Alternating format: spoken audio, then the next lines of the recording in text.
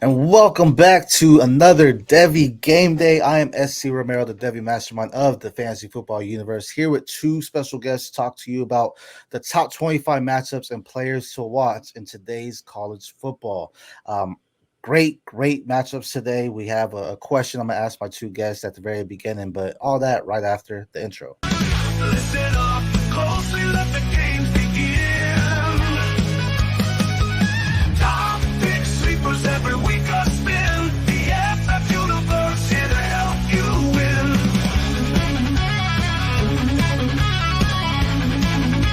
The fantasy football universe.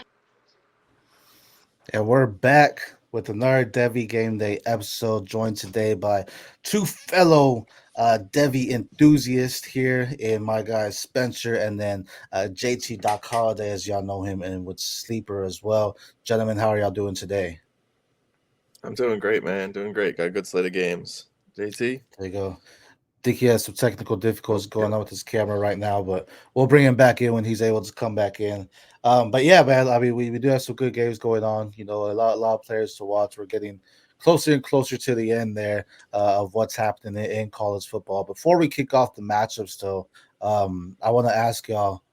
Up here it goes. Hold on 1 second here. Well, JT, how you doing, man? Good, brother. My bad. What's going on, y'all? Nah, it's all good, dude. I want to ask y'all, you know, right now, Oregon, you know, shout out my Ducks, are number one in the country. But I want to ask y'all, who is the best team in the country right now? Spencer, I want to ask you first. Ooh, this is a tough one. I mean, I know they just beat them, but I really feel like Ohio State has the most well-rounded team in the country. You know, both sides of the ball, they're very dominant, but your Ducks just beat them in a close one, so hard to say. But they've got a lot of young talent. I think gets better as the year goes on. I think come playoffs, they're going to be a real tough matchup. But you know, the Ducks, they also are finding their offensive identity. So, you know, but yeah, Fair. I'll call it on them after. JT, who do you think? Who's the best team in the country right now?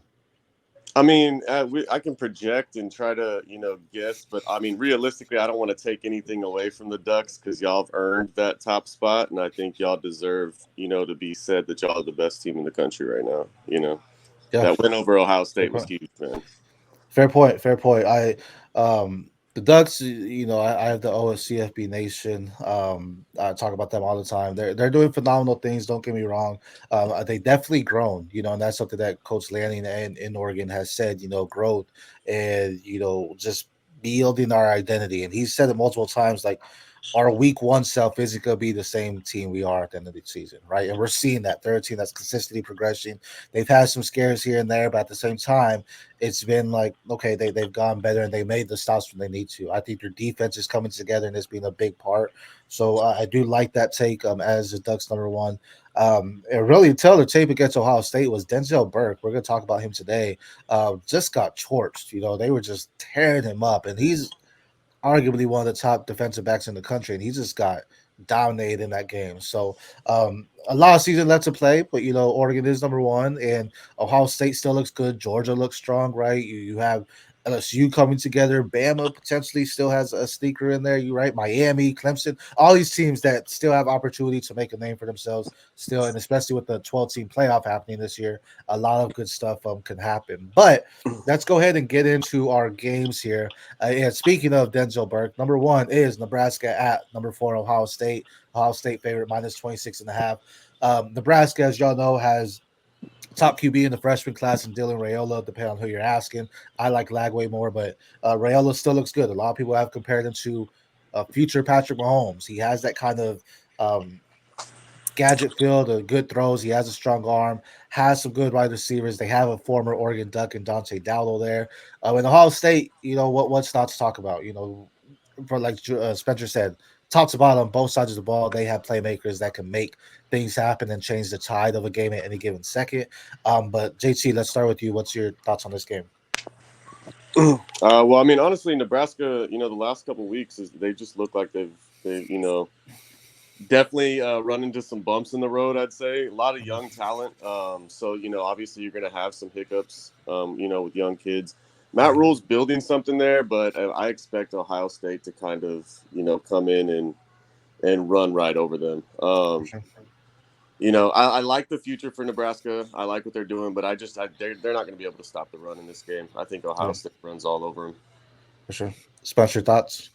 Yeah, I mean, I have to agree. I like what Raul is doing. He looks, especially for a true freshman, coming in big time matchups. He looks great. But as JT said, we got some bumps in the road, some big Yeah, bumps these last for few sure. weeks. In Ohio State, I think, yeah, it's going to be the Judkins and Henderson show.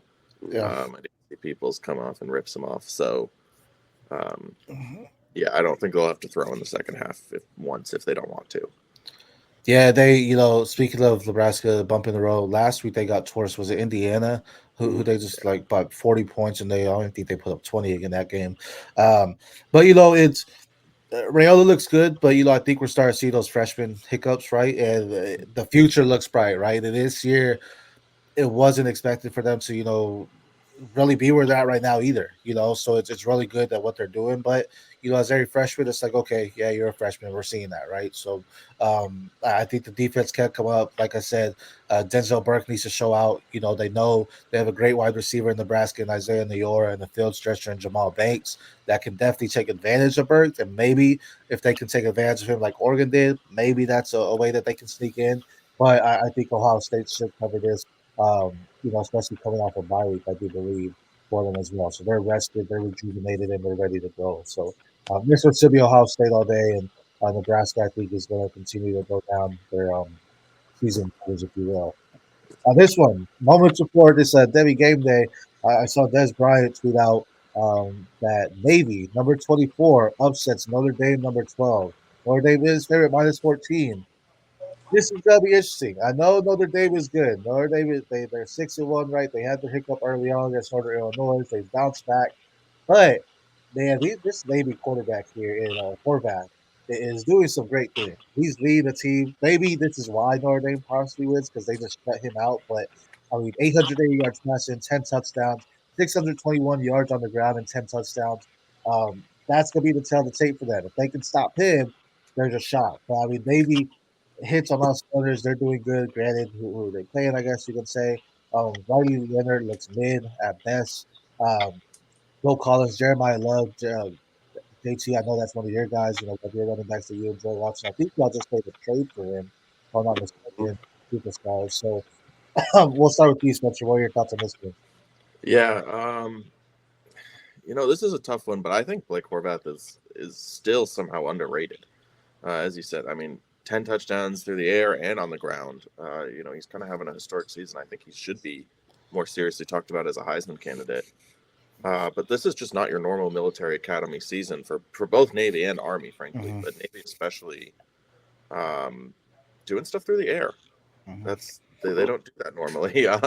Yeah. So it's good to see. I think they're going to press Notre Dame. I haven't been impressed by Notre Dame this year. They're tough on defense. Jeremiah Love, I do love him. I just got him off of JT actually. I paid up big in our C2C league to go get him and Dylan Sampson. So Mm-hmm. I love him. He's great. He's going to do good things this game, I think. But I think that Navy could upset here. I definitely don't like the minus 14 spread. Mm-hmm. I think they at least cover that. But I think Navy could definitely upset Notre Dame today. JT, what are your thoughts? Yeah, I'm with Dez and the X picks on this one, man. It's this whole game's going to come down to run game on both sides, so ball control, and then the turnover battle, so ball security. If either team is putting the ball on the ground, that's going to be the team that ends up losing. I do think Navy pulls out the upset because I'm with Spencer on this one.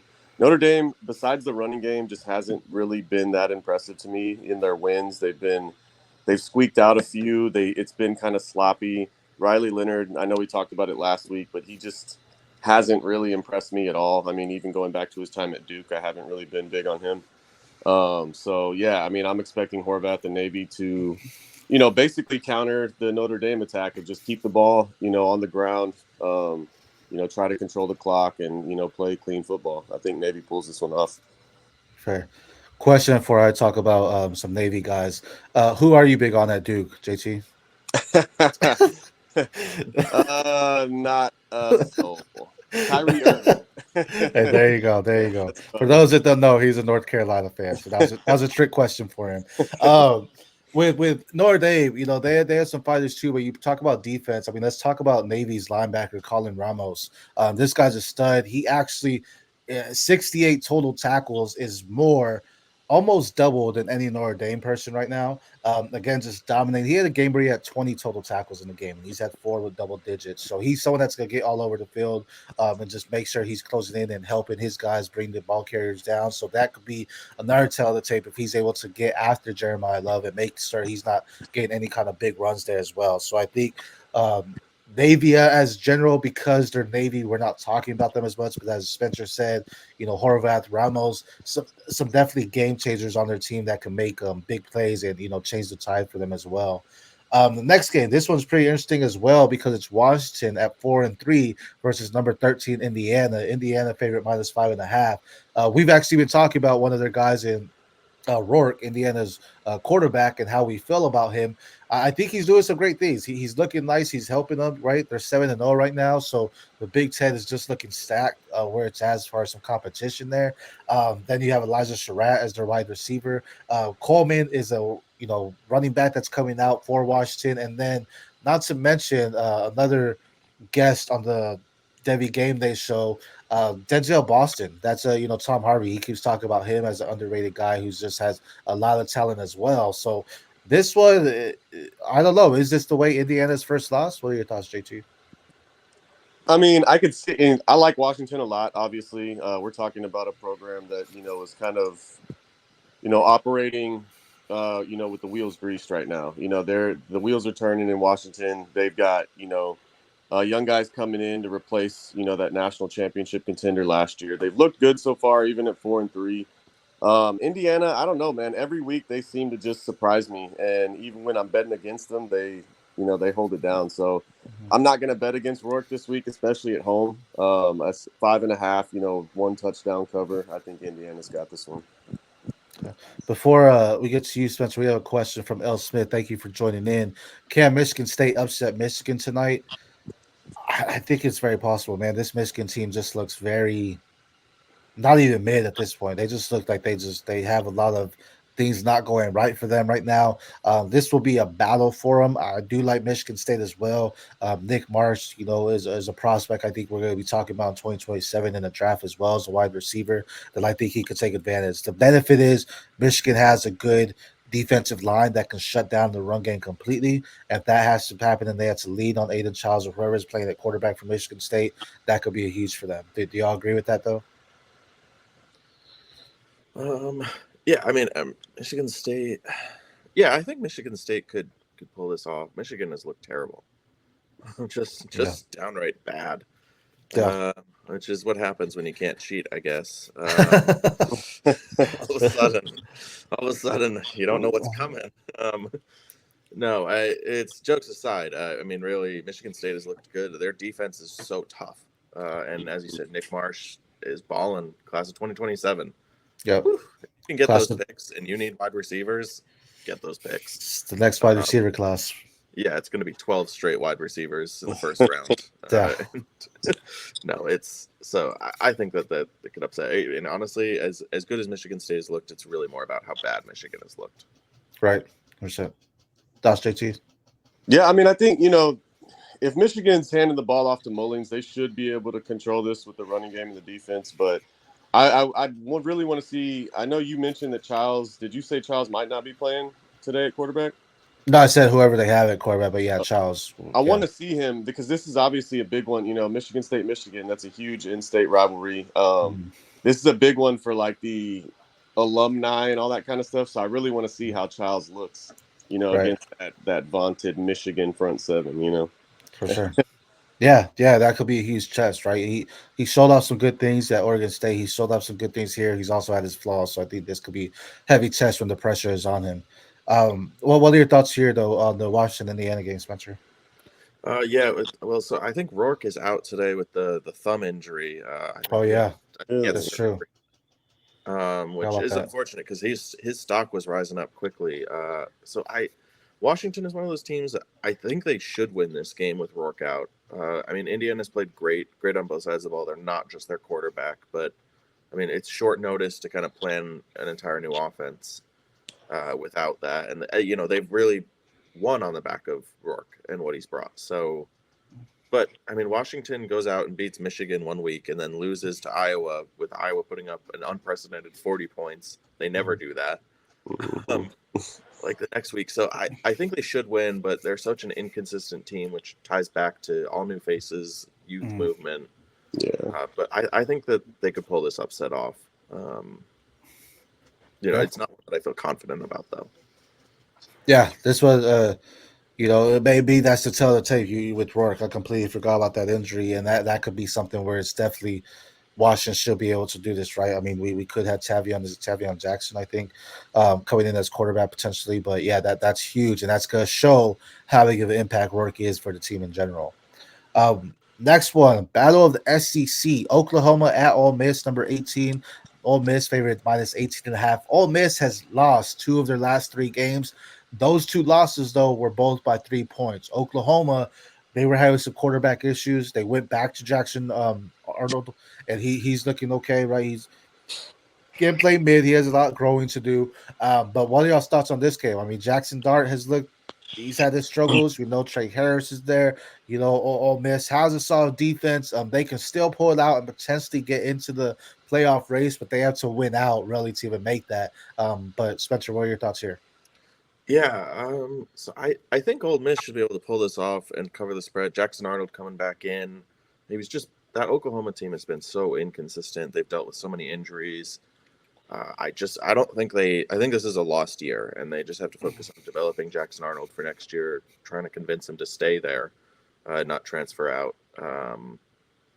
But Ole Miss has put it together. The only thing I'm looking for, I don't know if either of you guys know this. I know Trey Harris was dealing with an injury this week. It was one of those like undisclosed, questionable to play, which means either he's got like a bruise on his toe or he broke his leg, and that's just how college reporting works on these injuries. I think this offense, they run through Harris. But if he's able to play even at 50%, they should cover this spread. Ole Miss should walk away with this one easily. Thoughts? It says game time decision right now. Just looking up Trey Harris right now. But thoughts, JT? Yeah, I mean, as far as Oklahoma, their offenses look lost, honestly. Just the play call. It's not even just the quarterback play. Obviously, Nick Anderson's been out all season, but the play calling, it's just, if you're watching some of their games, you'll see just very questionable decision-making, from the offensive side of the ball. Defensively, though, Oklahoma's been really good this year. So that's where I kind of look at this with Ole Miss's struggles the last couple weeks. And I'm like, I expect Ole Miss to win this game, but 18.5 is pretty big spread. I'd look at maybe 10 to 14. So I don't think Ole Miss covers the spread here, even though I do think they win. Even with Trey Harris, especially like you mentioned, being a game time decision. I mean, I have him as the wide receiver 3 right now in the class. I think he's doing phenomenal things. I think he can hit every mark. He has solid route runnings, has the speed there. Dart has moved down in my rankings. My quarterback rankings are in a skew right now, to be honest.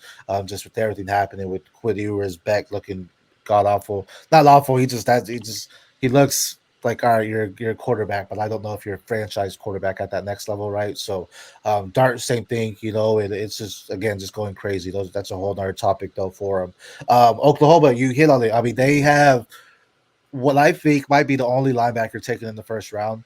And that's going to be, Danny Stutzman at Oklahoma, right? He's a solid run stopper. He gets to the lanes quickly. He closes in. So that can be a huge tell for Henry Parrish on Miss's side, just making sure they're going one-dimensional and they're forcing Dart to throw. If Trey Harris is out, who steps up in that sense? On the other side, though, as you mentioned, horrible play calling for Oklahoma, Deion Burks is their leading wide receiver. He's missed games, and he's their leading wide receiver with just over 200 yards. So it's like they don't really have the playmakers, or they're not, like you said, just utilizing and calling the shots for their playmakers to make some big plays. So that's really huge for them as well.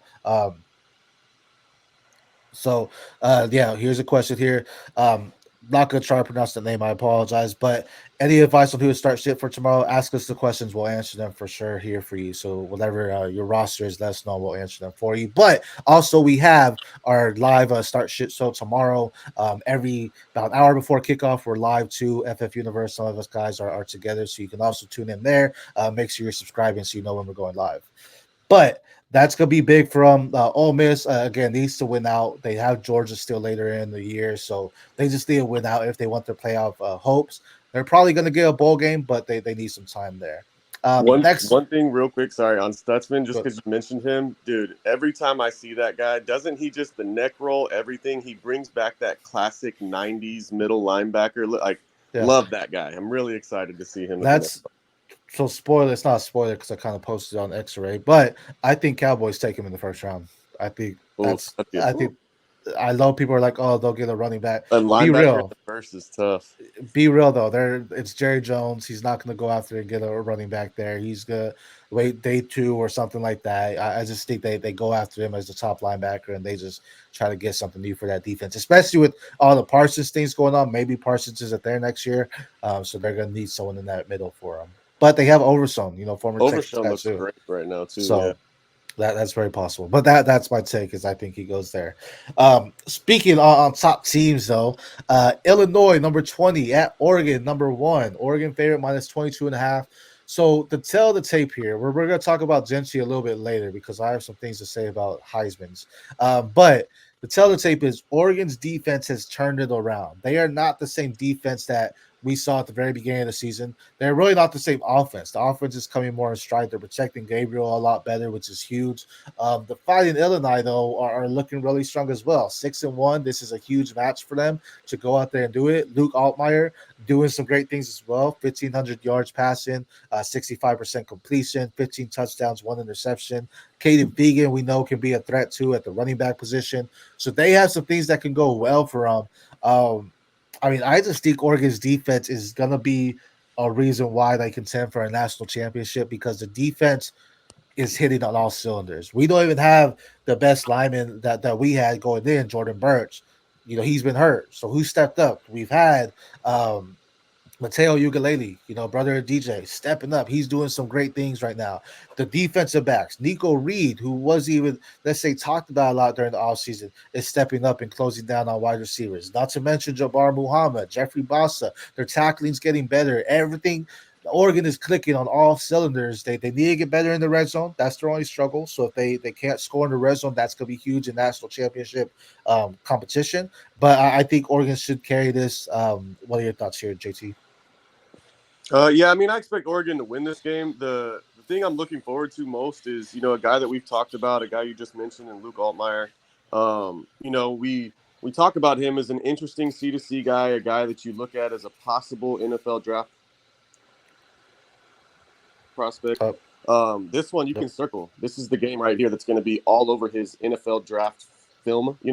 How does he look in this game at Oregon against a defense that's gotten better and better every week? Right. This is a big one for Altmaier, and Pat Bryant. He's got a senior receiver out there that's a big body that he obviously has a good connection with. So I want to see Altmaier really execute in this game on the road and try to keep it close. This will be a good one for his his prospect profile. So, what are your thoughts? Yeah, as you said, this is kind of going to be the Altmaier's defining game. I have him kind of like as a day 3 flyer guy, but if he shows out, he could sneak his way into day 2. Mm-hmm. But I mean, ultimately, this game is going to be about what Oregon does. It should be a chance for Gabriel to maybe show off some deep shots. We really need to see he had his first completion over 20 yards finally last week or 2 weeks ago. And he can do it. It's something he can do. But that's a quarterback that I want him to raise his stock more because he's looked great short intermediate, fantastic. But he hasn't tried to go deep, and I would love to see that. But Jordan James is really who I'm watching. I love Jordan James as a running back. This class is fully loaded, but Jordan James he's a tough physical runner. He runs angry. Like I watch him play, he reminds me of Pacheco on the Chiefs there, where he just every run he gives it 100% effort. He's plowing forward. So But there's a lot of names to watch in this game. Tez Johnson, I think, is a day 2 guy. He looks like a really dynamic player, fits the NFL. Evan Stewart finally showing out a little bit.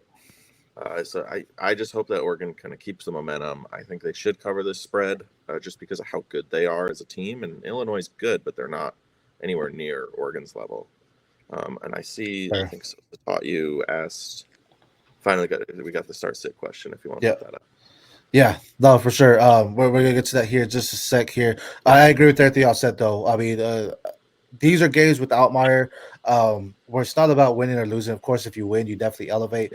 But also, like you just said, showing out, right? When you know the national coverage is on you, you're, I would say, a smaller school, but you're not as big or big as Oregon, right? So this is your chance to go out there and be, ball out because national eyes are on you. So this can just go out. If he goes out and has a great game and still loses, that's still good if he doesn't throw any interceptions or anything like that, right? So I love that take there. But you are right, Spencer. The start-sit question did come in. I have 3 running backs. I'm not sure who to start or sit. I'll say Swift or Dobbins. They come on to say we need 2 guys here. Spencer, thoughts? I go Dobbins and HN pretty easily for me.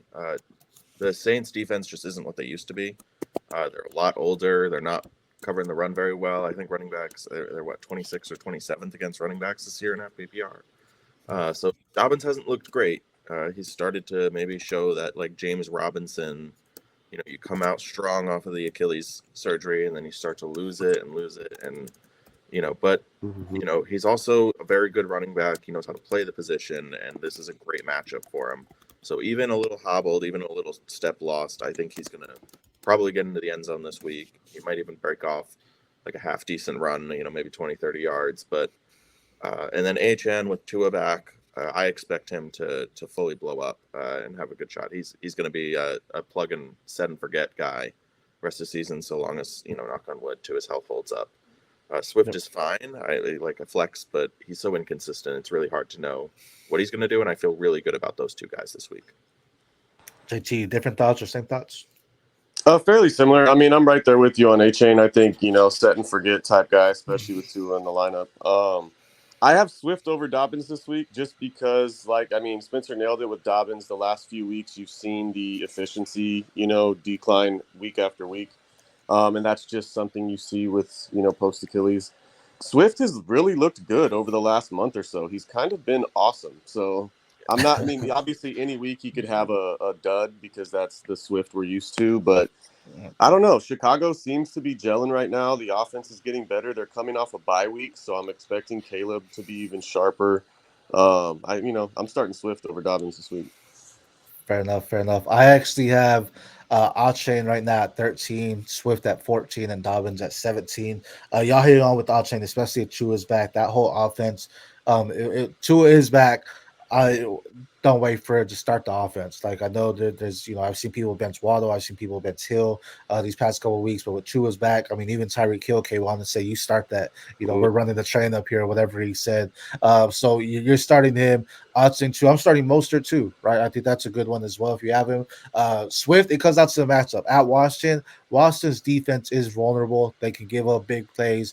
Swift is a good pass catching back as well. Caleb Williams probably has a game. The wide receivers are probably the better starts.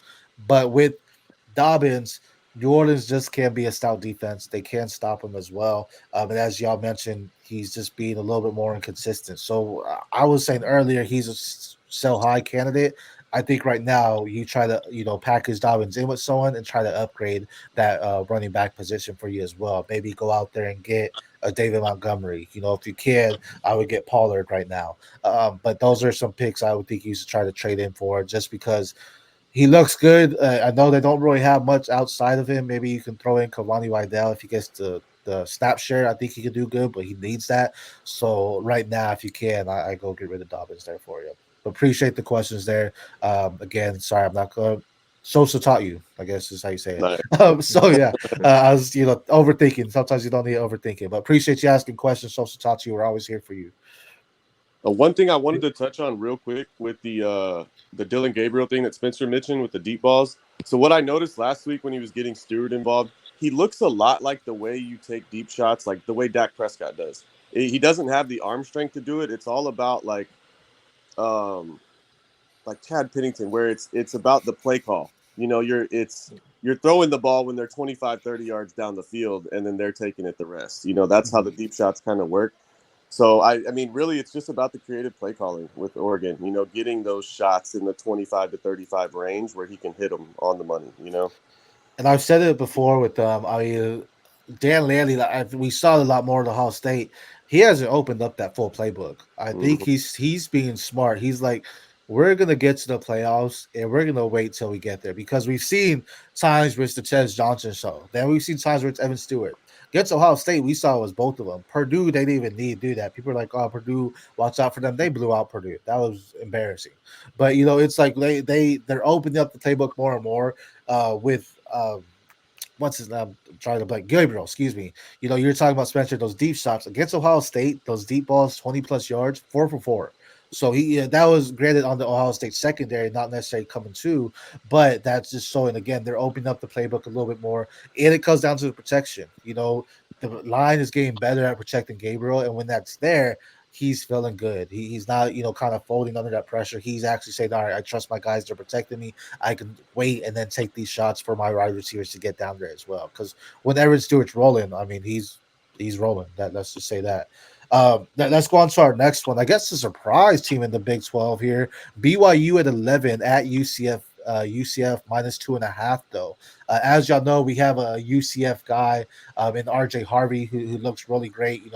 Possibly a top 10 back, if not possibly a top 5, to be honest. He just looks phenomenal in what he does when the ball's in his hands. Redsliff from BYU. He's looked good, right? 16 touchdowns, also throws 7 interceptions. So there's some controversy in what he can do there. And then we have Kobe Hudson, UCF wide receiver, 503 yards, 3 touchdowns. This one's interesting. Like UCF has lost some games, right? They're 3-4, but I still like the talent that they have. Like I said, RJ Harvey, I really love him. He's a great running back. I think he's going to be the sleeper that you can get in your 3rd, maybe 4th rounds because he's at UCF and we're not one of your bigger programs, right? So he might be like a day 4 pick, but that's the guy I'm targeting personally. But what are y'all's thoughts here? Because UCF or BYU is rolling at 7-0 in the Big 12. Mm-hmm. Yeah. So I'll take it. So BYU, gosh, I hate watching them win because you just look at all the players on the field and you're like, not one of these guys. I mean, Retzlaff certainly has his moments. Thanks for joining in, Ken. Appreciate you, Ken. Not one of their players is a standout. Oh, this is a first rounder. I mean, they don't even have their like Zach Wilson or Puka Nacua. Like, it's just working, and they're just a good football team, well coached, play hard, make plays when they matter, and that's sort of who Retzlaff is. I think he's a perfect college quarterback for them. I don't think that there's Devy potential, and as you said, UCF has 2 outstanding weapons in RJ Harvey and Kobe Hudson. I really like Kobe Hudson just because of what he's been able to do. I think quarterback play has been pretty subpar, and he's managed to ball out pretty consistently. RJ Harvey has driven through a line that lets him down often. So those are 2 great players. I just don't know if it's enough to overcome a great football team like BYU. Fair. JT? Yeah, I mean, UCF, y'all nailed it on the head with the weapons. The quarterback play has been hit or miss. They benched KJ Jefferson, went to Ja'Carry Brown. The offense scored a lot last week, but they couldn't stop, anybody. They were terrible on defense. BYU, I think Spencer nailed it. It's one of the most well-coached teams in the country. And they have been for a few years now. They're just very disciplined on both sides of the ball.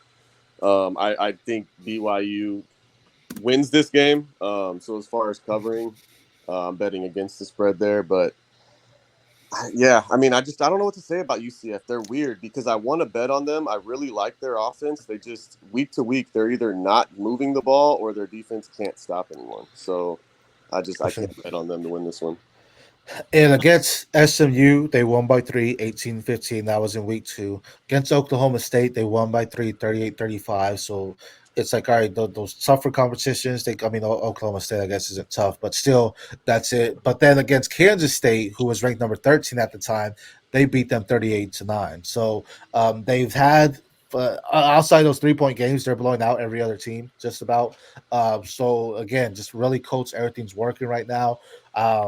And it's the defense. I think the defense has been very stout in shutting down guys, and that could be the telltale with RJ Harvey and what he can do. If he can bust open those big plays, that's where UCF comes out and win. But right now, I mean, BYU, UCF, Utah, Kansas, Arizona State, then Houston to close it out. I mean, they're at Utah next week, so maybe that's the question. But I mean, BYU is probably going to win out the Big 12. I know a lot of people like Colorado. They may have to play Colorado in the championship, and maybe that's something different. But I mean, this is a team that is rolling and doing some great things. So it's excited to see that. And again, maybe not Devy potential, more CFF potential here, but still fun to watch them go out there and do their thing and just, be undefeated right now. So Next week at Utah, man, if Isaac Wilson's starting for Utah, that'll be fun. You'll get the little brother going against his big brother's alma mater. So that'll there you be, go.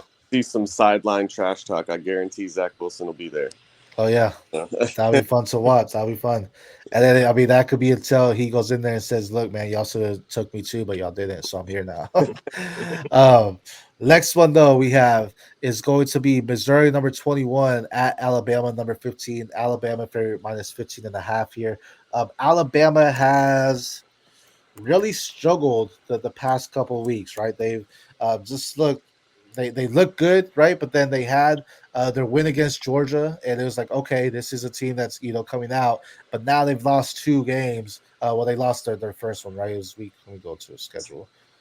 And then they just look struggled. Like Milroe hasn't looked good. Again, lost 2 out of 3. That loss against Vanderbilt, right, was huge. And Vanderbilt's now ranked. We'll talk about them in a little bit. South Carolina, they won by 2, and then they lost to Tennessee. Really some inconsistency here. I think it's Milroe has looked good. He's struggled. Ryan Williams, they've been able to close him. He's still been one of their leading wide receivers. Their running game isn't as strong as we've seen Alabama in the past. Their defense does look good, but it is beatable as we've seen, especially against like Vanderbilt. It's like, wow, that they beat them. So that's huge for them. Missouri, another person. We talked about Luther Burden. I mean, my quarterback rankings all on askew. My wide receivers are too. I still have Luther Burden as my wide receiver 1, but he's not doing that. This is where it comes into not necessarily looking at the stats, right? To say, okay, let's see what he's doing on it. Is it Brady Cook? Burden's still doing great things. I think he could do excellent things at the next level, but he's not necessarily doing what he did last year, which is a downgrade. He's doing worse. So a lot of things to question here. This is not where I expected these 2 teams to be. Actually, at this point in the season. But Spencer, what are your thoughts on this game?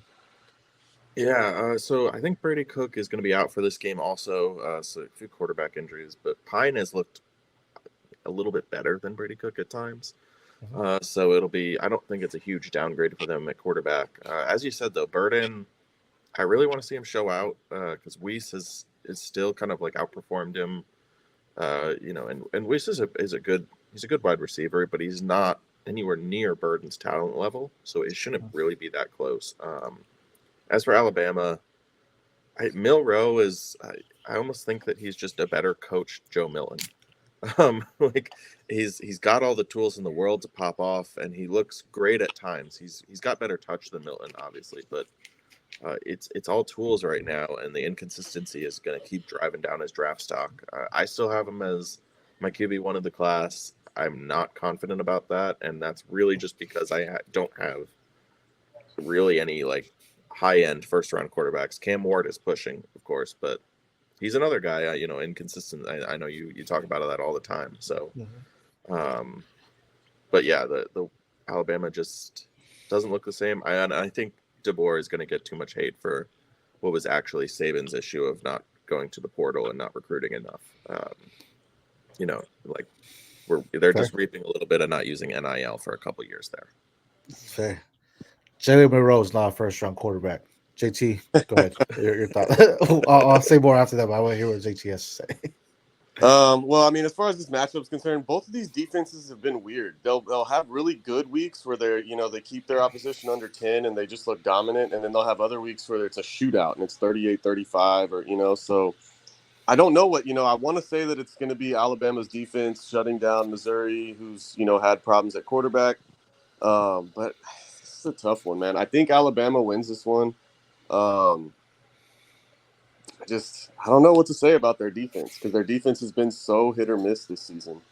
And that's really what I think it boils down to for them. If their offense is sitting on the sideline for, 40 minutes of the game, Missouri can, really keep this close. So Right now, Missouri is 6-1. Right, Missouri can afford to lose this game. I think either way, I think these teams are out the playoffs. However, Alabama, they have to win because next week they go to Death Valley. Next week they have LSU at LSU. So for Alabama to get in the playoffs, they need to win out though. Like they can't lose here and then lose next week. I mean, either way, three teams, three losses. There's no way they get in the playoffs. So really, they have to win. At least in my sense. I mean, who knows? SEC, competition. They can always still sneak in.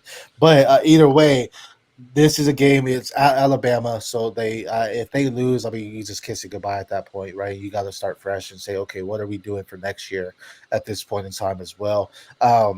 But yeah, I think it'll be interesting to see. It could be a tell of the defenses, as you mentioned. I think 15.5 is too big. Like, I don't think Missouri is that weak on offense to not put up the points. Alabama could score on the Missouri defense, but I don't think Alabama's defense is that great. Like you mentioned, the inconsistencies where Missouri is going to be able to put up points to close that gap. But I'll take Alabama because it is at Alabama here for them. But next week, as we talked about, a team that upset them. Texas, number 5 at Vanderbilt, 25. Texas favorite minus 17.5. This is a huge one simply because the Texas quarterback room, as I mentioned, my quarterback rankings are in the slew, right? Quinn Ewers was my one. I was liking what he was doing. It was like, man, he's feeling more confident in the pocket. He's making plays. He's moving around. He's making throws. Fantastic. And then they go to Georgia, and it's just it's like, okay, let me go back and make sure who they've been playing, because when they go to Georgia, he just looked like he was a freshman. He just looked like it was his first time on the field. The best thing was, though, they put in Arch, who was like, okay, this is Arch's show now. Let's time to put in Arch here. They put in Arch, and Arch struggled as well. And then they went back to Ewers in the second half. So it's just like they have the future ready. I know we've talked about Ewers going, potentially transferring out because there's no way he's staying at Texas, but he could possibly transfer out, have another year of eligibility, and stay again. I don't think that's smart because next year, I believe, is the class of the quarterbacks. What are y'all's thoughts here? Vanderbilt, I mean, I know they're ranked number 25.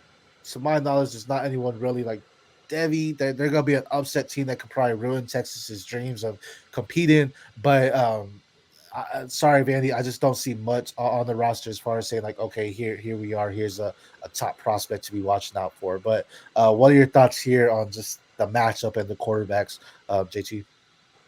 Well, I mean, so much for my lock of the week last week, right? Complete swing and a miss on that one. But I mean, watching that game last week, there were multiple moments where I felt like that famous Dennis Green post game interview where they are who we thought they were. Like I'm watching Ewers and I'm like, all right, this is the same guy I've seen for 2 years. I knew he wasn't a first round prospect, So I don't know. We'll see if he bounces back. He's been a hard one for me to buy into for a couple years now. There's just too many little flaws that stand out that could become big, holes in the road, I guess you can say. But Vandy, don't sleep on Cedric Alexander. Their running back is really good. I like him a lot. I think he's legit.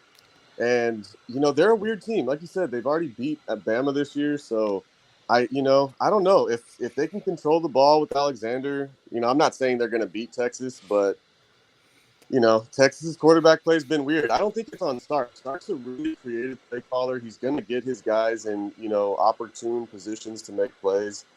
We might see over the next few weeks, similar to that Clemson year, where I was the guy that was starting as a senior when T-Law took over. And he was pretty good too. He was winning them games. He just wasn't explosive. And then they went to T-Law midway through the year. They ended up winning the Natty. So we'll see over the next few weeks, depending on what the UT offense looks like, but you could see a slow transition to Arch, being the starter down the stretch. Spencer, thoughts? Yeah, I think Texas should win this game, but as you said, yours. I mean, I've said on here repeatedly, and in general, I don't like the guy. Um, I just he's so inconsistent, and I don't think he actually has special physical traits. Like he's fine, accurate in the short intermediate area, but what's really the difference between him and a Dylan Gabriel, outside of Ewers kind of like had hype coming in, more hype. I think Arch showed me actually good special physical traits this year. I think he would elevate that room just in terms of their potential. Whereas Ewers is kind of limiting them, and I think we saw. I think last week Bond was out. Bond's out again. He's clearly their most special player in that wide receiver room right now. And Brian Wingo's still a true freshman. He can't step up all the way. Helm is a good tight end, but he's not offering much after the catch. Without those special weapons, I don't think Ewers can elevate the offense. For Vandy, they're good, as you said, Cedric. But I actually really like Eli Stowers. He's a little undersized at tight end. He doesn't have the weight you want to see, but he's been electric with the ball in his hands this year. I think he's over 400 receiving yards. So 33 for 463. I think he could be a tight end, maybe just sort of a later, like a day 3 tight end that has some athleticism. But I kind of want to see if he puts on some weight for the combine. He could be a name to watch out for this year. That's fair. I mean, Vanderbilt has a chance to come out here and just ruin dreams the remainder of the schedule. They had a bad loss against Georgia State early on, then they lost to Missouri, and now they've been on a 3-game win streak. They have Texas at Auburn versus South Carolina, at LSU versus Tennessee. So they have a chance to just upset some of these teams and just ruin their college football playoffs at the end of the season, which, for college football, it would be fun to see just because it causes chaos, right? If all these teams just end up losing to Vanderbilt, and Vanderbilt sneaks into the playoffs as a 2-team loss. You never know. Well, it'll be fun to watch, though.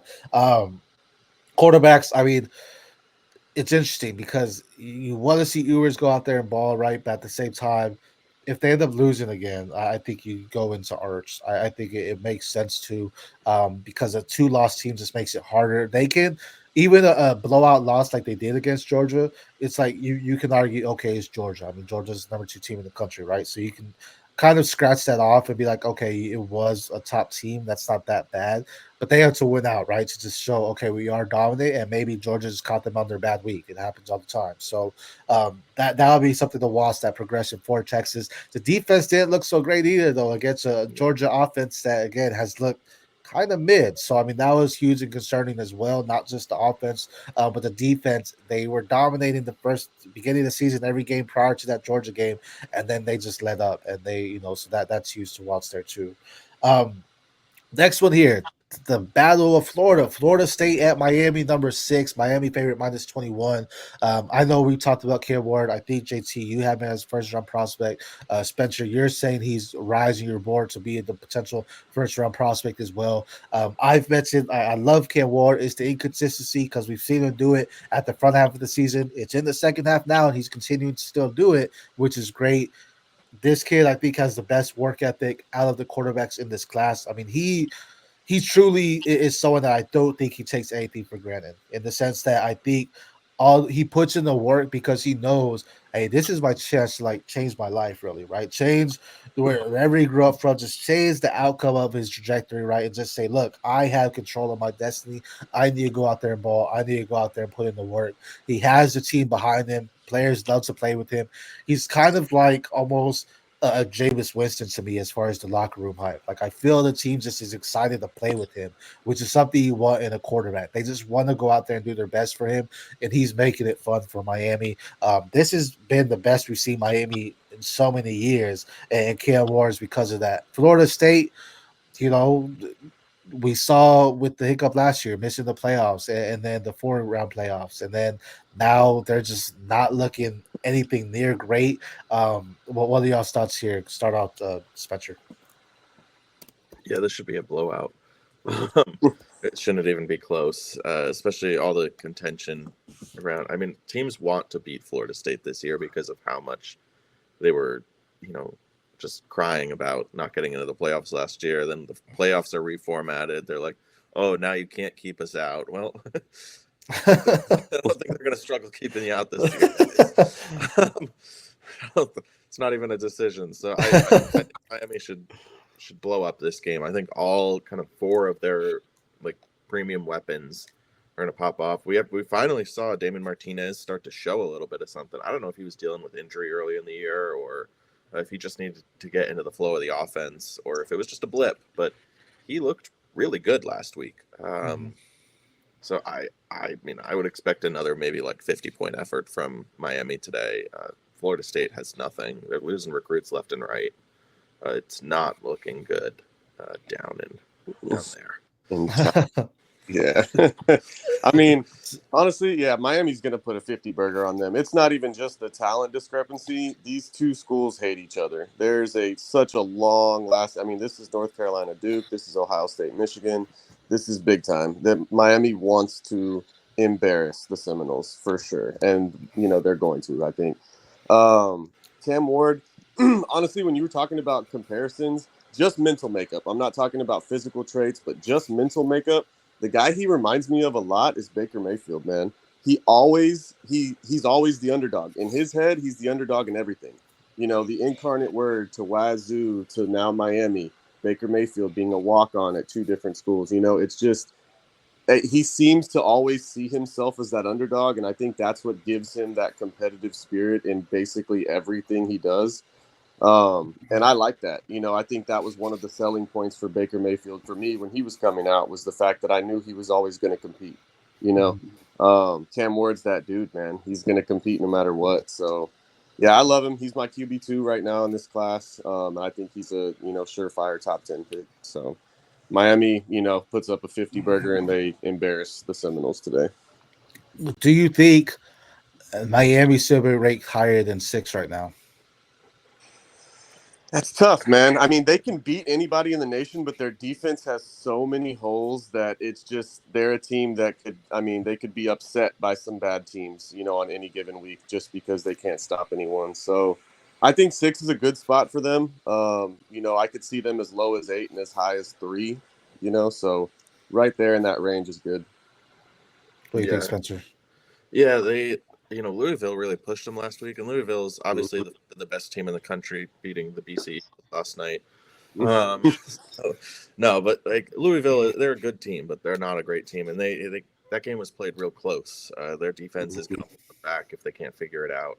The offense, as JT said, they can beat anybody at any given moment with that offense. I mean, they have literally 2 weapons that I love, 3 real good weapons in the receiving room, 4 if you count Arroyo. I love Arroyo. Yeah, Arroyo is also a great weapon. So you have 4 premium receiving options Cam Ward is throwing to in Restrepo, Horton, Sam Brown, and Arroyo. So I mean, I think those are all Devy names to watch.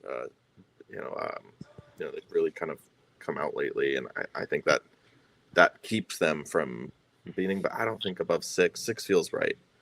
I have a question on Florida State, though. I was thinking about this. Do you think Cramenhook stays, or do you think he transfers? I think if that NIL's there, he's going to transfer. I think because right now that spot's his, right, next year. So yeah. I think he has to be guaranteed a starting spot somewhere to be able to transfer, which is possible. But I think right now he stays because I mean the offense is his next year, right? So it's a whole different story now. And now it's like, okay, it's my shot. It's not DJU. I'm not coming in to pick up scraps. It's like it's just my team and stuff. So I think right now he stays, even if they lose out. I think he stays. Yeah, and I don't think he was recruited to start as a true freshman, so I don't think he's been disappointed in the fact that he's not playing. This is the coaching staff in Norville that recruited him specifically. I think the NIL at Florida State has to be pretty hefty. That's one of the richer schools in the country. So, I think he stays. You'd expect them to recruit well and kind of put a decent offense around him next year, but we'll see, Yeah, they're hemorrhaging recruits. I was almost thinking maybe Miami with Cam Ward going would swoop in. Yeah, Miami. Yeah. I'm gonna look this up. I feel like Miami has a quarterback coming in, but I could be wrong. They do. I just don't know if he's recruited to start. On defense, just side too. You talk about Miami's defense. They just got Ruben Bain back as well over the past couple of weeks, and he's someone off the edge that can help generate pressure for them. He's been battling with some injuries there as well. And then Restrepo. I mean, I'm glad y'all brought him up because he's actually one of my top 24 prospects for your drafts. So I would take him, end the second there. But I like what Restrepo does as well, man. He's almost in that Ricky Purcell set where he's just perfect comparison. You nailed that. Yeah, I mean, just he has the hands, he has smooth route running, and he could definitely work from anywhere on the field. I think they're using him just like Purcell, right, in the sense of college football. On Florida State side, I mean, someone that really has been. I hope he transfers out, man, because he just hasn't found it here. It's Akeem Williams. That was someone I was really big on as a freshman. Big guy, kind of reminds you as that physical Julio Jones type of receiver. And he just hasn't panned out. Maybe it's, I don't know if it's just him not doing stuff in practice or what it may be. It just hasn't been the same. So I hope he gets another opportunity to go out there and find something else for them as well. Next one here, though. Penn State, number 3, at Texas A&M, number 14. Texas A&M, man, has one of the best defenses, I feel like, at least the front seven in the nation. They have Nick Gordon, they have Tareen York, they have Samar Turner. They are doing some great things here. This is going to be a tale of the tape because Penn State, I know we talk about Quinshon and Travion Henderson. Penn State has arguably the best running back duo in the nation, though, with Nicholas Singleton and Katron Allen. So the front seven versus the big two backs. I know you have Drew Allar. I know, JT, you believe the NFL scouts like Drew Allar more than what we might like him as people that watch the game and stuff. I say watch the game because part of me doesn't believe scouts watch full games. So, but I think this is a really huge matchup. What these two running backs could do versus this front seven of A&M. If front seven A&M can shut them down, we're going to see an upset here. Right now, Penn State's undefeated, number 3 in the nation, above Ohio State, behind Georgia and Oregon. So this is going to be a fun game to watch, though. But JT, what are your thoughts?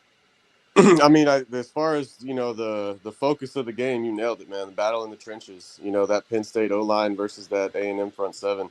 I'm glad Penn State's finally a top 4 team in the country because I felt all year they're the most underrated team in the nation. Coach Franklin's another one of those guys. This is one of the most well-coached teams in the country. They're disciplined on both sides of the ball. Aller, as long as he's not turning the ball over, Penn State's going to beat anybody. I genuinely think that. I think this team is really good. I expect Penn State to win this game, even, at the 12th man at A&M. I genuinely think Nick Singleton becoming a receiver, the fact that he's just become a receiving back now at 230 pounds, running a 4.30, he's incredible. I'm expecting Penn State to win this game. Wait, and I'm sorry, I think I have my games mixed up. Hold on. No, you're good. I was just gonna say I think they're playing Wisconsin, Yep, and I think I have Wisconsin. LSU. Yeah, I completely LSU. skipped that. Yep, No, so I'm you're gonna good, add you're that. good. I apologize. Excuse me on that one. But yeah, so regardless, though, this would have been a great matchup, but this is not the correct matchup. So I apologize here. So it's Penn State number 3 at Wisconsin here, though. So we're gonna they're gonna keep them alive too. That's gonna be. I mean, Wisconsin's tough though, man. They're another. They play good defense. They control the ball. But I love Penn State. I've been high on them all year. Part of my gut says they're going to end up in at least the national semifinal. Like they're for sure one of the top 4 teams in the country, just because of how disciplined they are. Abdul Carter's one of my favorite defensive players in the country. I think what's his name? Tony Rojas as well, another stud at linebacker for Penn State. They're good, man. Both sides of the ball. I really think that Franklin deserves some Coach of the Year accolades at this point because he's just so consistent, man. They don't get the same media coverage that Michigan or Ohio State or some of these other, Big Ten teams get. And and every year in and year out, Penn State's right there, I really like their program right now. I think they've got that in the bag. For sure. And for those that don't know, I do my prospect post article every Wednesday. It drops now on the FF Universe, fantasyfootballuniverse.com, as you talk about Penn State and Wisconsin, because Wisconsin actually has a linebacker that transferred from Arkansas, and Jaheim Thomas. So I know I was talking about A&M's front seven, but Jaheim Thomas can make the plays. They also have Hunter Waller, who, in my eyes, will be a top safety in the draft this year as a safety there for him in Wisconsin. So they have a nice defense there, but as you mentioned, Penn State's just rolling on all cylinders. But yeah, they're playing Wisconsin. My bad, I got the games confused. The next game we'll talk about will be with A&M. But Spencer, what are your thoughts here? Yeah, no, I agree. Aller he's a frustrating quarterback to watch because I just want them to open the playbook up. But again, JJ McCarthy type of player for me, where he does everything you need at the college level. He has all the traits to elevate. If he goes on a playoff run this year, I see the NFL valuing that. I don't think he's quite as physically gifted as JJ McCarthy is. Maybe like a second round pick. But the real weapon on this team and Tyler Warren is, I mean, the tight end has been killing you in NFL fantasy this year. Mhm. You've been dying, you've been hoping for points. Nobody is playing well. Tyler Warren might be one of the saviors coming in next year. He's looked so good. He had over 200 yards a week ago. Like tight ends don't do that at the college Mhm. level. They just don't. And he's balling out. So They don't have Wisconsin much at wide receiver right now. So Warren's he's Yeah. basically like Loveland, where he's their de facto number one right now. Yeah, he's essential for them. Mm-hmm. And Singleton, as you mentioned, I mean, he's 6'2", 235 pounds. He's got the highest clock speed. He's ran 23 miles an hour in pads. Yep. And he's looked shifty and elusive this year. My big knock on him was that he's kind of you give the ball to him and he's going to run straight. He can't move left and right. He can't make a guy miss. He can't make a miss in open field, never mind a telephone booth. But this year he's looked, it's still not a strong part of his game, but he's looked much, much better. Mm-hmm. I think that he could be a first-round running back. Next year's running backs are going to feed families for generations, honestly. It's sure. generational wealth at running back. Wisconsin just doesn't have much. They have good individual players, especially on defense, but it hasn't come together this year. Right now, just because you brought up the name, Tyler Warren or Colston Loveland, who are you taking next year? Tyler Warren, no hesitation.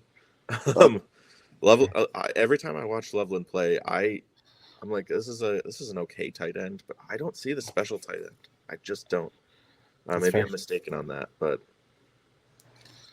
JT, thoughts? I don't see any weaknesses in Loveland's game. I like both of these guys, but I think Loveland, not that he's excels or he's the best at anything, but I just think he doesn't have any weaknesses. I think he's a plug and play day one starter in the NFL, and you don't see that often at the tight end position. So I like Loveland a lot. I think he's the pretty clear tight end one here. I mean, your other boy too. So you got Warren and Loveland. But what about Fannin? Yeah, man. I was about to ask. I'll take Fannin over both of them. It depends on the draft stock. And honestly, like Fannin, I love Fannin, but I'm a little worried about his weight. I think he's weighing in like 230 right now. He looks a lot bigger than that, but that's his listed weight. So if he's coming in at 230, NFL's gonna not want him on there. Like he's not really gonna block well. Yeah. So he's an offensive weapon. That's what he is first. But he's not quite the player that like Brock Bowers is. So he's not going to slide into the slot right away. So I'm a little worried about the tweener status. But if he can come in combine even just 240, maybe show off on the bench a little, put up like 15 reps. Then I'm comfortable moving him above Loveland. Right now they're about tied, and Warren is my one. Fair. Yeah, it'll be interesting to see how the tight end plays out. That's always fun to watch. I expect one to go in the first round, and then you're going to see a couple in day two, whether it be Warren and Fannin, Loveland, and then probably someone else like a Luke Lachey, even though he's been out and stuff like that too. But it'll be interesting to see what they go. But next matchup, as we mentioned, the mistake there, LSU number 8 at Texas A&M. So this is the true A&M matchup, back to back. So that's where I got them confused here. But this is going to be something that is interesting to watch. I mean, LSU, talk about the quarterback class being in a slew right now. Gary Meismeyer comes out, he potentially could be the QB1 of the class. Just the way he looks at delivering the ball, the way others have struggled. He's looking really great. He might, stay another year. Kyron Lacey as their wide receiver, looking phenomenal as well. I think he's definitely entering, and he's someone that could be a day 2 pick. I don't see him as a first-round prospect quite yet, but definitely a day 2. But more importantly, their defense is really kind of look better without Perkins. It's looked like this came around. They're not having to move, focus about Perkins and put him out. He had a season-ending injury. And then they have a solid freshman running back in Caden Durham, who's looking great. He's actually, I feel he makes the offense better alone because they have a running game. Like they had a struggle without trying to get a consistent runner. Durham is that consistent runner. I know we talked about Texas A&M's front seven, their quarterback issues as well. I know they have Wyman, they have trying to blank here, Michaels, Marshall Reed. Marshawn Yeah, Reed. Michaels Yeah, is Marshall Oklahoma. Reed, freshman. He's good. So Marshawn Reed there as well. Le'Veon Moss has looked great, you know. So this is gonna be a fun matchup. SEC always fun. It's at College Station, so that could be a huge tell. But Spencer, what are your thoughts here? Yeah, I know we've gone back and forth in chat on Nussmeier and whether he's this year or next year. And I think he would come out this year just because of how up and down this quarterback class is, and he would be he's physically gifted. Team needs a quarterback, like the Giants in round two. So many other needs, but he's the type of quarterback that could elevate our team. But we need better talent, and we're probably not going to be picking, in the Cam Ward range. Uh, so he could make his money and start right away if he comes out this year. Whereas next year, you got a lot more quarterbacks to contend with who are thought of higher. Mhm. As you said, Kyron Lacey was my boy. I think you're probably right. Day two, he hasn't quite refined the route running as much and the attitude. He's very George Pickens like. With how he plays in every facet of the game. So I think he's an interesting player, but he might be up and down. Aaron Anderson has really popped off. I mean, he's only, 5'9", maybe 165 if you put weights on him. But he's fast, he's quick. He kind of fits, he reminds me a lot of like Tutu Atwell, but a little bit more physically gifted than Tutu in the short area quickness. And the Mason Taylor is great for LSU. I mean, they just have a lot going on. And as you said, Kid Durham is an absolute baller. He definitely has elevated this offense. And A&M is a good team, obviously 6-1, but I don't think they have the quarterback play to keep up with LSU. Marcel Reed I think it's Marcel Reed. Yeah, Marcel. Yeah. Marcel Reed. He's looked good.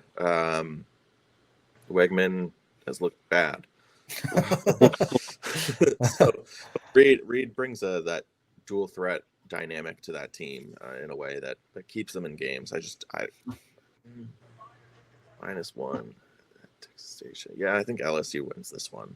I think they're just a slightly better football team, even on the road in a tough place to play. I think LSU pulls it out. JT. Yeah, I mean, like you said, A&M's front seven is tough. LSU, Caden Durham's a beast. LSU's been missing a real running game for 2 years now, so that's a blessing for them. You know how much I love Nussmeier. Me and your boy Andy Pham have been on the Nussmeier train for 2 years now, so that's one of my guys. CJ Daniels might return today, which would be a big boost for the LSU passing game. Nussmeier, if he does decide to come out this year, I think he's the QB3 at worst. He's a top 3 QB in this class. He throws, him and Shador throw the prettiest ball in the nation, in my opinion. They've got as far as just pure precision passing, it's the prettiest ball in the country. I expect LSU to win this handily, even in College Station. I just think, week after week, they're looking better and better. Willie Weeks, the linebacker for LSU, has really looked awesome the last couple weeks, especially since Perkins went down. He's kind of stepped into that leadership role in the defense. I'm expecting LSU to win this one pretty handily. Shout out Texas athletes for Durham from Duncanville, who they got some prospects coming out there as well. This will be a huge matchup for them. A&M upsets. I mean, this is going to be the next few weeks for the SEC is going to get crazy because every win matters now, right? You can't afford a loss to get out the playoffs. So A&M, they win this, they jump into the top 12 where LSU may fall out, and that could be, how they get into the playoffs there as well. But definitely some interesting matchups here. It does help being at home when you're against LSU. I agree with you, Spencer. I think, especially if they win out, Nussmeier has to come into the draft. I don't think there's a reason why he stays and competes with next year's class. You have A&M, then you have Bama, Florida, Vanderbilt, Oklahoma.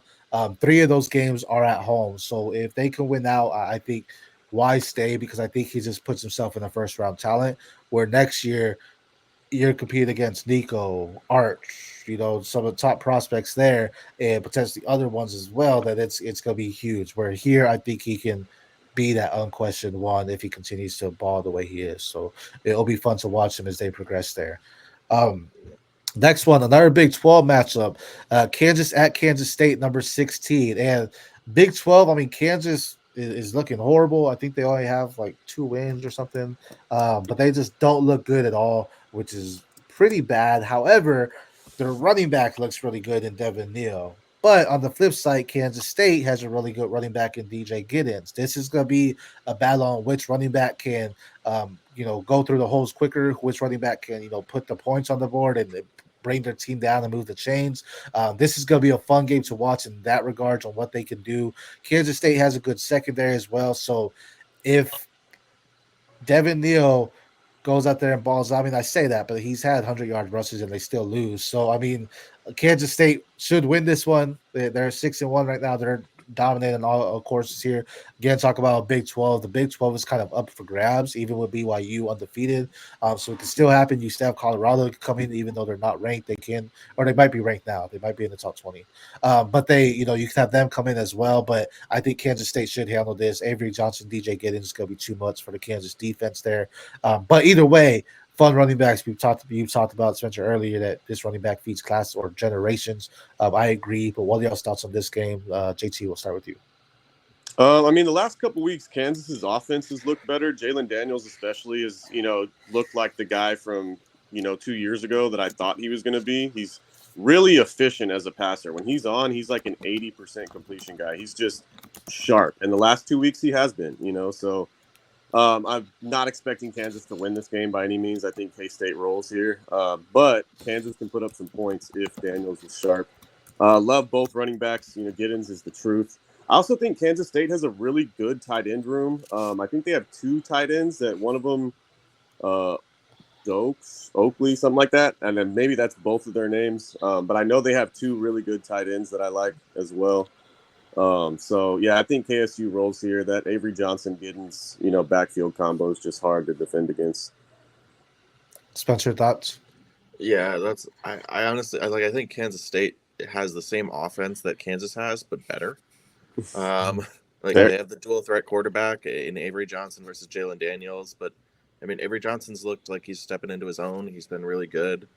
Jalen Daniels has looked good these last 2 weeks, but Kansas they haven't been good.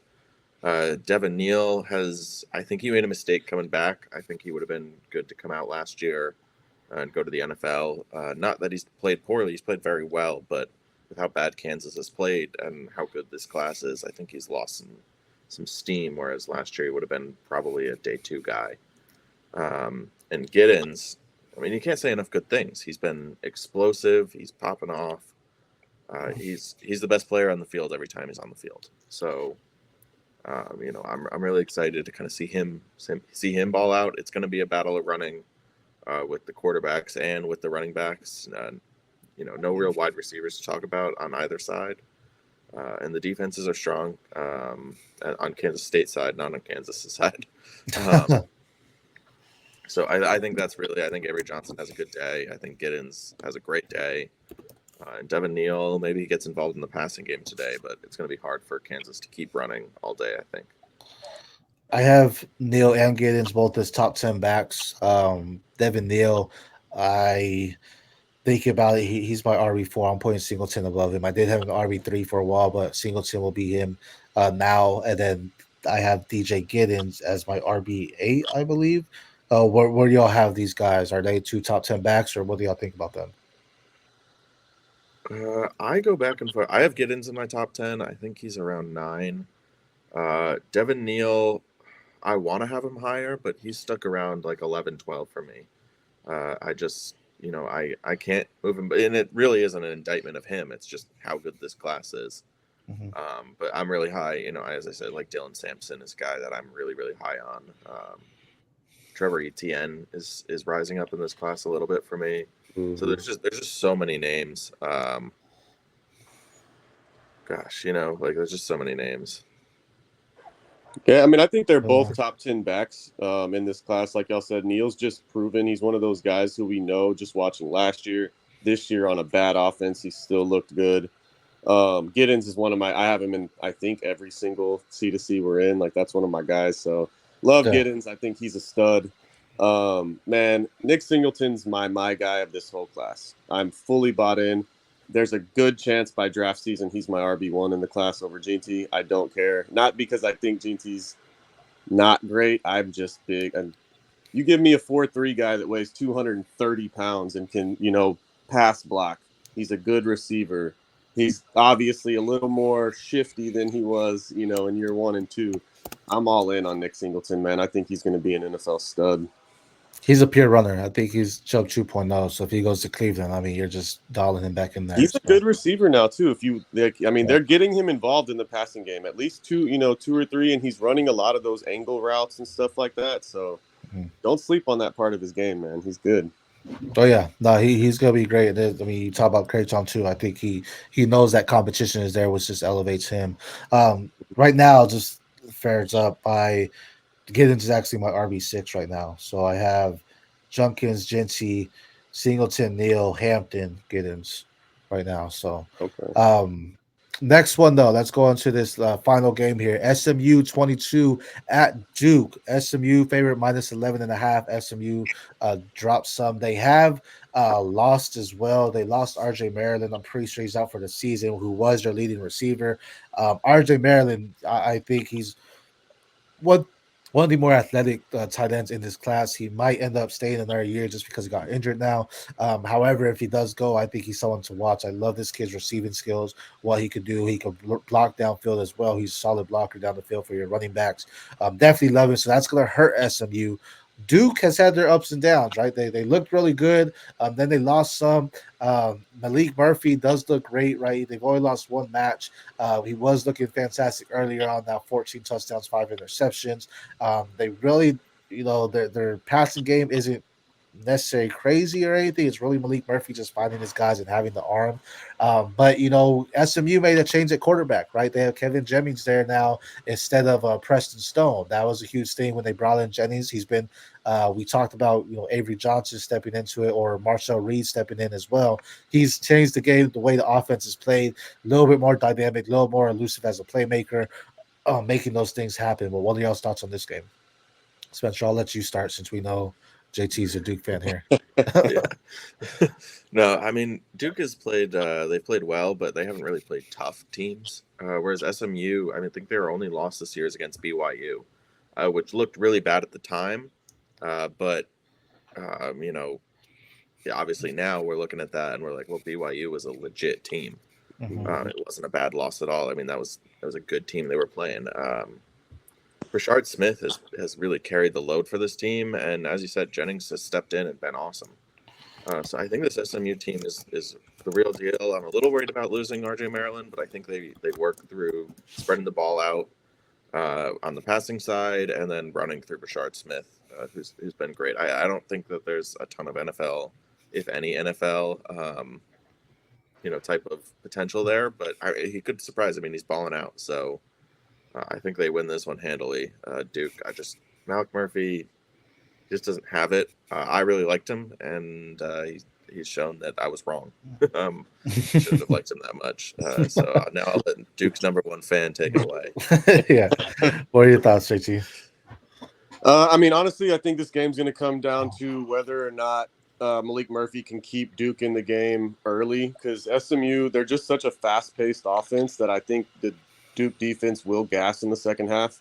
So is Malik Murphy going to be able to keep Duke in the game early? That'll kind of be whether, the tail of the tape of whether or not this game's close. I think SMU rolls, though. Not just because I dislike Duke. I just think SMU, the fast-paced offense, they're just a better coach team, so I think they roll here. Yeah, I agree. SMU, you mentioned lost to BYU early on, only by 3 though. And then this week against Duke, but next week they have Pittsburgh as well. So that's going to be huge for them to go against Pittsburgh. Eli Holston's out there balling in Pittsburgh right now, one of my favorite quarterbacks to watch right now in the game. I mean, he didn't have to do much this past week. The defense shut him out. I think had 3 pick sixes to defense. So that was really huge against Syracuse, against Colin McCord, who had been balling too. 5 interceptions was just horrible. So this game will be nice. SMU, see what they have without RJ Maryland, because outside of that receiving room, it's kind of been tough for them. So this is going to be big on who steps up. That's going to be how Duke can save themselves and come out and just get this victory. But I do think SMU can win. They have some solid defense as well. Duke looks good, but they just don't look great. They're beatable is the thing. Like you mentioned, who they played hasn't been anyone too crazy or anything like that. So a lot of things to tell here, but I'm going to take SMU in this one here. That wraps up the game. Spencer, I know you got a dip here in a second, but I do want to ask y'all, I'm curious to just know who right now is your Heisman favorite. Jeanty had phenomenal. Don't get me wrong. I'm not knocking this guy's game, but on the calendar, the question is, what is he doing against these top-ranked teams or just top-ranked teams? Right? Oregon, he dominated against Oregon, 192 yards, 3 touchdowns. That Oregon defense, he's not doing that against Oregon defense right now. I don't think he's putting up 3 touchdowns, 192 yards. He can get over 100. That's fine, but I don't think he's doing that great that he did in week 2. This Friday, he played UNLV, arguably the toughest defense he's played all year. 3.9 yards per carry, 128 yards off 33 attempts. So they were using him and making it happen, but it kind of showed like, okay, maybe he's against these tougher teams. Is he as dominant? We don't know. So I know that could be a Heisman favorite for people, but I'm just curious what are y'all's thoughts? Who is the Heisman favorite right now for y'all? JT, I'll start with you. I mean, I think we kind of touched on it last week too, but as long as Jeanty's threatening the Barry Sanders single season record, I think he needs to be the favorite. If he doesn't break that, that's where it could get interesting, because Travis Hunter,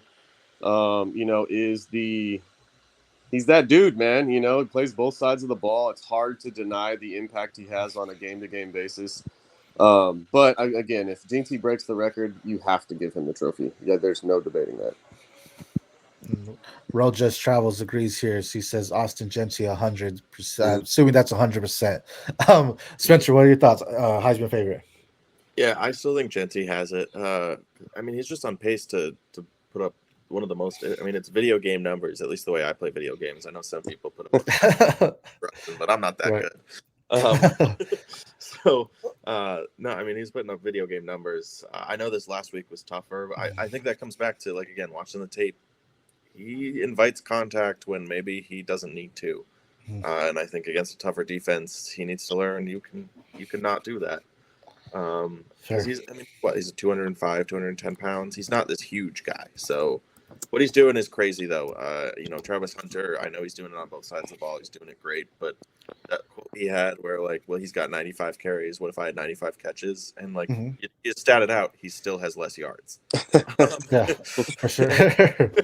So, I mean, I think that highlights just how crazy a season that Jeanty's had. Is that, even if, you take Travis Hunter's words and you say, well, if you give me better stats that I didn't have, then how I would be comparable.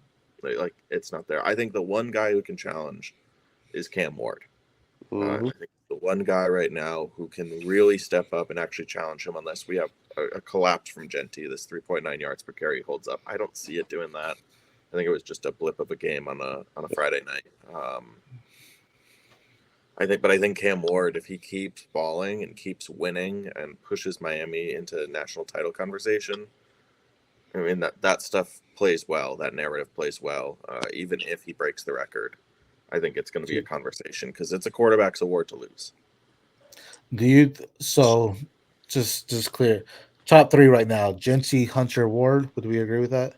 Yeah, I think. Okay, you brought up Cam Ward. If he takes him to the national title, that's quarterback award, right? Just like MVP, it's quarterback award. So if he does that, possible. Then that raised the question, though. If Dillon Gabriel does the same thing, we know how precise Dillon Gabriel in his passes, leading the nation, right, in accuracy.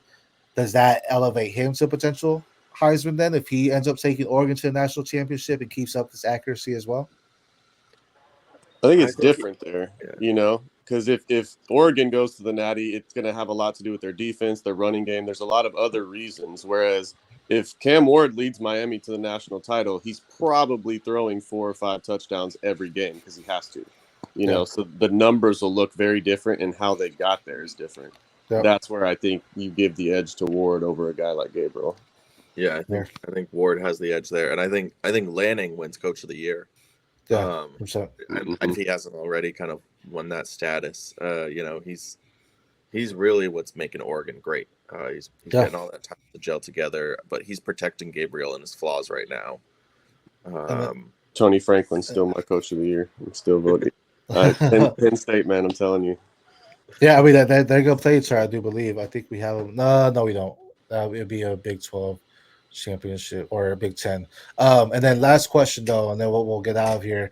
Hunter, then with Travis Hunter, what does he need to do to jump Jeanty and win the Heisman there? I think he's got to play. He needs quarterbacks to start targeting him on corner, and he needs to get some picks. That's fair. He's playing lockdown defense right now, but I think that there's questions about the guys he's covering when he's playing corner, and how much that has to do with it, and then B, he's playing well on offense. He's a good wide receiver, but he's being outproduced by a lot of other wide receivers. So he either needs to start stepping up and be like a top 5, top 3 type of production-wise wide receiver in college football, or he needs to start getting some picks and taking them to the house. Yeah. He's made an impact on both sides of the ball. He's good. He's top 15 on both sides, which is incredible. I'm not trying to take away from that, but it's a bit like the baseball debate, like Shohei Ohtani versus Aaron Judge for MVP. Like Shohei's having a good season on both sides, but Aaron Judge was on pace to break Barry Bonds' records. At a certain point, one thing is just a little bit more historical. The two-way player is great, but if you're not making an elite level impact on at least one side, I don't see how you can win, the Heisman Award here.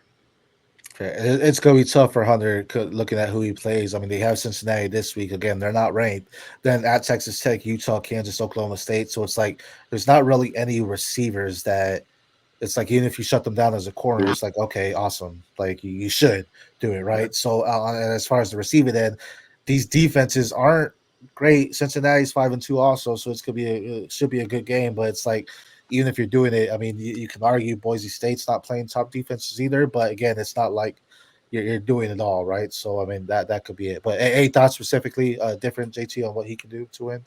No, I mean, I think it's fairly similar. You want to see, a couple of those Trey Harris type offensive games where Hunter has, 12 catches, 180 yards, and 2 touchdowns. You want to see a pick 6 or 2. I'd love to see a couple of the Peanut Tillman punch outs from behind on just those types of plays where it's like when you're watching with your eye, but it's like, okay, that's the best player on the field. Like what you were saying about Giddens earlier, Spencer. You want to be able to look at it and every time Hunter's on the field, say that's the best player on the field, and that's just where I think, obviously, like we said, he's making an impact, but those big game-changing plays, you just, you haven't seen on a consistent week-to-week basis, and there's a lot of reasons for that, but you just want to see more of those. Fair. Love it. Spencer, like I said, I know you got some things you got to do here, but we wrapped it up right at the hour and a half. Kickoff is about to start. If you're in your C2C, CFF leagues, hopefully you got your lineups checked. Big games. This is, again, going down the stretch of every loss, every win matters now because the college football playoffs is right around the corner and 12 teams get in this year. So continue to watch college football. These are the future prospects that we're going to be drafting in our rookie drafts coming up. Don't forget to like, comment, subscribe to the Fantasy Football Universe. When we're going live tomorrow, an hour before kickoff, to start shit show to answer all your questions regarding NFL, what you can do. Guys, anything you want to say to the FF Universe? Yeah, just, stay tuned. It's going to be a good week of games today. Catch that starts at convo going on with her NFL. It's always great advice. I'll answer all your questions, which is good because all the injuries and bye weeks, you're going to have a lot of questions. So make sure to catch that. I appreciate you having me on.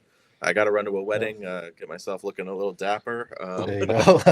Right now I'm not in wedding attire. So for sure. The PC sweatshirt won't play. So, I really appreciate you. Great to talk to you guys. Good to see you too, JT. It's been a minute. So, we'll have more stuff. We're going to probably be doing a mock draft at some point soon. For the 25 class with landing spots and rounds and teams. So that should be fun coming up. So stay tuned. Yeah, I appreciate you Sure. guys. I'm gonna head out, make sure I get changed, and my girlfriend doesn't kill me for not being in a tire and on time. Yeah, I'll see bro, you go guys. get that. Have fun. Yeah, much love, Spencer. JTA, any last words there while he had to dip out there? I mean, really, I am curious, from the FF universe, what their thoughts are on that C2C trade that me and Spencer did last week. So it was I sent Jeremiah Love, Notre Dame running back, and Dylan Sampson, Tennessee running back, to Spencer for 2 NFL rostered players in Ramondre Stevenson and Sam Laporta. So curious to see the FFU's thoughts on that, because that is, obviously 2 different priorities on those sides of the trade. But yeah, I'm in win now mode on the NFL side. So hold on, say that trade. I'm gonna put it in the comments so I can see it too. So I got Ramondre and Sam Laporta, and I gave up Jeremiah Love and Dylan Sampson. Laporta for. And remember, this has been the Devy Superstar, so it's a 2 tight end start. We're starting 2 tight ends on the NFL side. Okay. So that was a big selling point for me targeting Laporta. Okay, so Ramondre and Laporta for Jeremiah Love and Sampson. I like Sampson over Ramondre. Jeremiah Love, I personally still want to see a little bit more. I like his game, but I know you're a heavy fan of him. Laporta, he's my RB2 of next year's of the 26 class. Right now, he's my RB2. Jeremiah Love? Yeah. Yeah. I mean, I think you bought in 2 running backs that you enjoy, right? Because you got them. And I think it was a good time to sell Laporta. I mean, we'll see, right? Because it'll be interesting to see what Jameson Williams, I think he's on a 2-game suspension. Mm-hmm. So it'll be interesting because Laporta has been getting the targets there. But at the same time, I think what we see with Jameson Williams shows Laporta was only a factor because Williams wasn't there, right? So now with that, I think you sold high and sold good on him because you got 2. I got the other way around. I sold Love and Sampson. You sold Love and Sampson. Yeah. I got the NFL talent. Yeah. Okay. So, so right now, then on the flip side, you bought into Laporta when he's gonna have a big target share. But I think again, I feel when Jameson Williams is on the field, that hurts him because he now comes from de facto 3, if you want, starting Gibbs as the second target there for him outside of Amon-Ra, and now you have Williams, so then he goes to the 4. Williams is there. We saw he has the top talent there, so I get that. So you're hoping that comes back, but I think that could bite you. Ramondre, man, maybe it's different with May in there. I think that's gonna be huge. What he can do. I haven't been that satisfied with Ramondre as much as I was last year. Again, but then it's always interesting selling your college assets because I think Sampson is going to move some mountains. I think he's going to rise boards the more and more we see of him and what he's doing with Tennessee.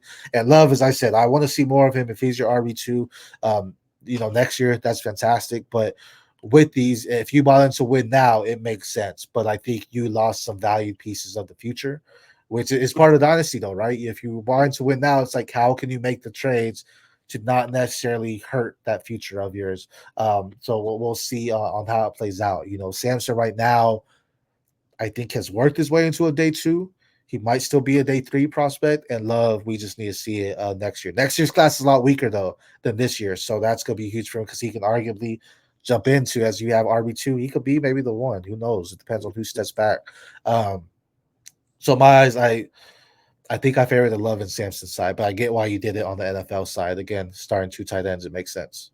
So my logic, obviously, that's starting 2 tight ends. I now have Pitts and Laporta, so I feel really good about that going forward. In the 2 tight end league. Ramondre, I'm a love Drake May. I really like the way he's opened up that offense, and I expect the running game to be opened up more because of the way Drake May moves the ball.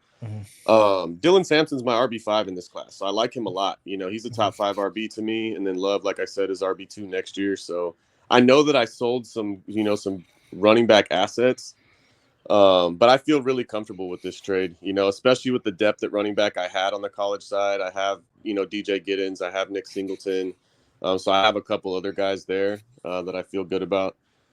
But yeah. It's fun, man. I love those types of trades where it's 2 teams that are prioritizing differently, and you're able to find value for both of you. And that's the beauty.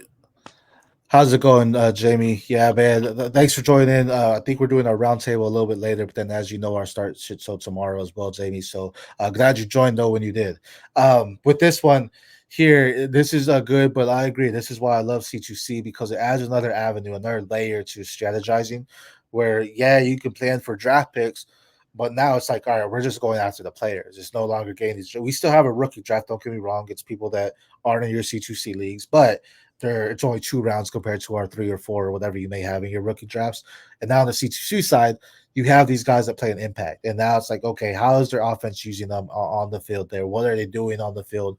And you can do trades like this where it's like, hey, I'm going to go in and buy these NFL assets now. I'll trade you these guys that are aspiring college assets that have pro potential. But at the same time, we've seen it time and time again. College players go pro and then they do nothing. Right, they're just bad, right? So it's just who knows? Maybe this trade bites you, and it's like, man, maybe Dylan Sampson and Jeremiah Love are the best backs we've seen in the NFL since, I don't know, since Gibbs and Bijan, right? Maybe they just come out and dominate. And vice versa, though, maybe Ramondre, as you said, may opens up that offense and Laporta starts getting more involved, so things can happen there. But no, this is what C2C is about. This is why everyone should play C2C because you get college rosters and NFL rosters, so it just adds another layer to it and just makes it more exciting. That's why we do the Devy GameDay show because we're watching these guys. We have them on our rosters, and we want to see, okay, how can I maneuver around to craft the perfect NFL team because the NFL team is a championship you want. The C2C team is just like our extended taxi, except we get points for them too. So love it. Good trade, man. I love those type of trades though as well. My pro side is in flux right now, so I need to figure out what I'm doing there with them. But man, I appreciate you coming on as always a pleasure. Again, for the fantasy football universe, for my guys Jesse, Jeremy, Aaron, all of us, don't forget to like, comment, subscribe, and until next time, we will see y'all later. Peace.